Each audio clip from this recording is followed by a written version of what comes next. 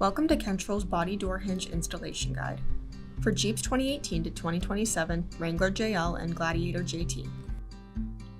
Step 1. Begin by outlining the factory body door hinges with a dry erase marker.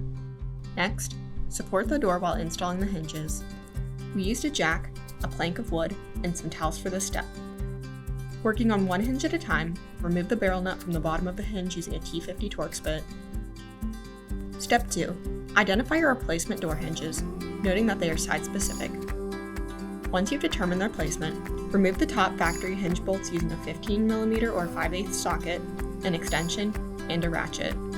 Be sure that the door is supported, as it may shift or flop once the bolts are removed.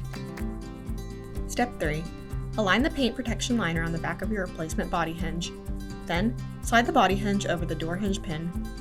To aid in alignment, you can screw your barrel nut in now. Otherwise, move to the next step. Hold the hinge up to the door frame and install the included bolts. Tighten them with a 15mm or 5/8 socket. After tightening, gently open and close the door to make sure everything looks good and is properly aligned. Repeat these steps for the bottom hinge and the opposite side.